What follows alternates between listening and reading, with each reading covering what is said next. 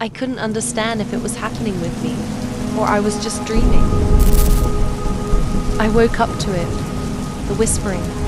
I swear I wasn't imagining it. It was coming from behind the wall, soft, almost like a voice I couldn't quite catch. At first, I thought it was the wind, but no, it was too deliberate, faint whispering. Help me. It was a soft plea, just barely audible. I froze. My heart started racing. My skin went cold. I stared at the wall, waiting for something, anything to explain it. But nothing happened. I tried to shrug it off. Maybe it was just my mind, playing tricks, right? But that whisper didn't stop. It came again, louder this time. Eerie whispering. Help me. My breath caught. I knew then it wasn't just my mind. There was something there. Something in the walls. I couldn't take it anymore. I grabbed a flashlight and pushed the furniture aside, moving closer to the source of the sound. The wall.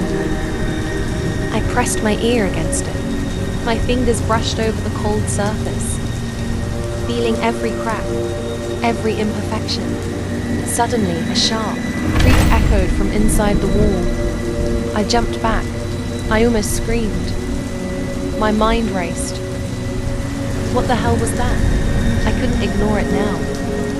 I had to know. I grabbed a hammer from the toolbox. I didn't care if I was about to destroy my wall. I needed answers. The first swing hit the plaster with a satisfying crack. The second swing split it wide open. I didn't expect what came next. The wall, it gave way too easily. I stumbled back, gasping. Behind the plaster was nothing. But something was wrong. The space was too wide for just a wall. It was like an entire room had been sealed up. My hand shook as I pointed the flashlight inside. The beam flickered over dust-covered furniture, old clothes, and a broken mirror. My stomach churned.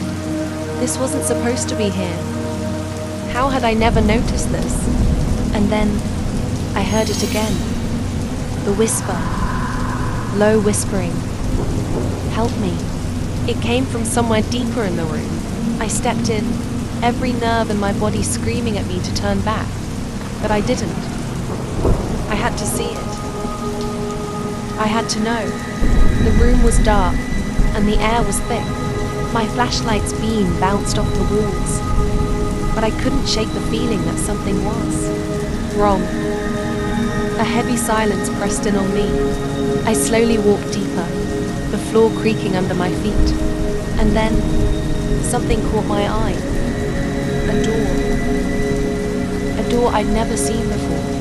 It was hidden behind a stack of old boxes, like it had been deliberately covered.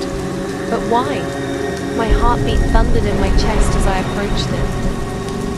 The whispering growing louder with each step. Whispering intensifies. Help me. I reached for the handle, my hand trembling. The cold metal bit into my skin. I turned it. The door creaked open. I stepped through. And there it was. A small, dark room with a single chair in the center. I could feel the weight of the air, thick with something unnatural. The walls were covered in strange markings, symbols I couldn't understand. And in the chair, a figure. A man slumped forward, his face hidden in shadow. But it wasn't just a man. The skin was stretched too tight, the eyes too wide. He was still alive. His head jerked up and our eyes met. His mouth opened but no sound came out. It was like he was trying to scream, but nothing happened. The silence pressed in, suffocating. And then I heard it, from behind me. I spun around, breath caught in my throat. Nothing. The room was empty, but the whispering, it was everywhere now. Help me. It echoed in my ears, in my bones.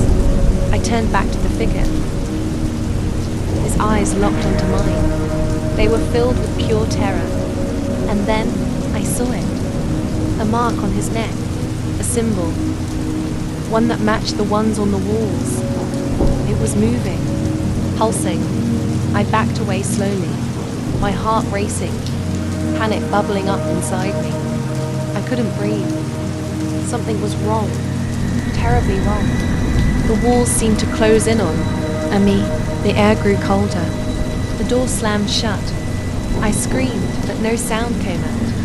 My flashlight flickered, and in that split second, I saw it. The shadows in the corners, the ones I hadn't noticed before, started to shift. I turned, and there was something standing in the doorway. A figure. A shape I couldn't make out. It was too tall, too unnatural. And then I realized I wasn't alone anymore. Whispering crescendo. Help me. It wasn't just in the walls anymore. It was in the room with me. It was everywhere. And the last thing I remember was the cold, empty eyes staring at me. The whispering, getting louder. Until there was nothing. Not a sound, not a breath. Only darkness.